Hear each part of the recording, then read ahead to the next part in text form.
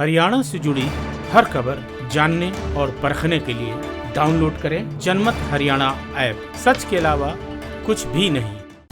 आज से 6.5 साल पहले प्रदेश कांग्रेस अध्यक्ष कुमारी सैलजा राज्यसभा सांसद चुनी गई थी। जब सैलजा सांसद बनी थी तब पूर्व सीएम भूपेंद्र सिंह हुड्डा ने उन पर चुटकी लेते हुए कहा था कि राज्यसभा जाने वाले तो बारात के घोड़े होते हैं, जबकि जंगी घोड़े तो लोकसभा में जाया करते हैं। लेकिन अब स्थितियां काफी बदल चुकी हैं। आज उन्हीं का बेटा दीपेंद्र राज्यसभा सांसद बन गया है। क्या हुड्डा अब कह सकते हैं कि राज्यसभा जाने वाले तो बारात के घोड़े होते हैं? दीपेंद्र भी उसी सैलजा की जगह राज्यसभा सांसद बने हैं जिन पर हुड्डा ने 2014 में चुटकी ली थी।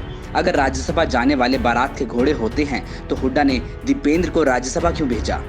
राज्यसभा पर तो सैलजा का दावा मजबूत था, फिर भी हुड्डा ने उनका राज्यसभा से पत्ता क्यों कटवाया?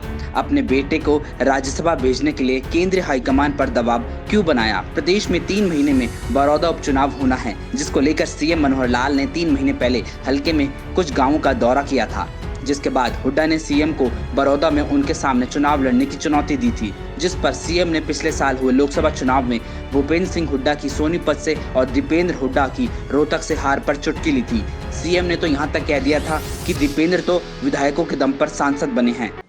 नहीं, वो चुनाव कहाँ का लड़ेंगे? पहले भी तो चुनाव उन्होंने लड़के देख लिया, लड़ लिया ना। सोनीपत लोकसभा लड़ाई था उन्होंने, बड़ौदा उसी में थी, बाहर थोड़ी थी। उस समय उन्होंने देख लिया। बेटे ने रोहतक लोकसभा लड़के देख लिया, ठीक है ना। अब ठीक है, अब दूसरे एमएलए के कंधों पर चढ़ करके राज्यसभा में चले जाना, ये कौन सी करामात है? तो एमएलए के कंधों पर चढ़ के चले गए राज्यसभा में, ठीक हो गया। विधानसभा उन्होंने अपने ढंग से अपनी लड़के देख ली। वो तो रोजाना कुछ ना कुछ कहते हैं कि आज सरकार गई, कल सरकार गई, यही कहते हैं ना। तो विपक्ष के कहने में यानी कितना उसके तथ्यों में कोई दम है कि नहीं है, ये आप जानते हैं।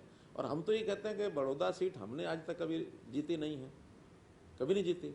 पहली बार अब बाई इलेक्शन के नाते ये सीट बड़ौदा की Bharatiya Janata party JJP alliance जीतेगी। बड़ौदा को भूपेंद्र सिंह हुड्डा का गढ़ माना जाता है। हुड्डा दीपेंद्र को उपचुनाव की सारी कमान देने जा रहे हैं। हुड्डा दीपेंद्र को बड़ौदा के जरिए प्रदेश की राजनीति में लॉन्च करने का प्लान कर रहे हैं। इसको लेकर बाकायदा कल उन्होंने कांग्रेस के सारे विधायकों के साथ बैठक भी की थी, जिसमें सभी विधायक शामिल हुए थे। अब इसको लेकर बड़ा सवाल ये है कि क्या बड़ौदा उपचुनाव को लेकर हुड्डा दबाव में है? वैसे भी बड़ौदा सीट पर उपचुनाव कांग्रेस विधायक श्री कृष्ण हुड्डा के निधन की वजह से हो रहा है। अगर बड़ौदा में कांग्रेस जीत भी जाती है तो उसके सभी विधायकों की संख्या कोई बदलाव नहीं होगा। कांग्रेस की जीत पर यही कहा जाएगा कि बड़ौदा तो हुड्डा का गढ़ था, इसलिए कांग्रेस वहां से जीत गई। अगर कहीं बीजेपी चुनाव जीत जाती है तो उसके विधायक 40 से 41 जरूर हो जाएंगे। बीजेपी के विधायकों की संख्या तो बढ़ेगी ही, लेकिन हुड्डा का कांग्रेस में जरूर कद कम हो जाएगा। साथ ही दीपेंद्र की प्रदेश की राजनीति में लॉन्चिंग पर प्रश्न चिन्ह जरूर लग जाएगा। बड़ौदा की हार से हुड्डा पिता पुत्र के मध्य हरियाणा के मिशन में सारे प्लान धराशायी हो सकते हैं। अब देखना यह है कि बड़ौदा की घरेलू पिच पर दीपेंद्र जंगी घोड़ा बन पाएंगे या नहीं।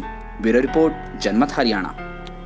राजनीति के आगे, राजनीति के पीछे, हर हलचल को जानने के लिए हमारे YouTube चैनल जनमत हरियाणा को लाइक करें, सब्सक्राइब करें और अपडेट रहने के लिए बेल आइकन दबाना ना भूलें। देखते रहें जनमत हरियाणा, सच के अलावा कुछ भी नहीं।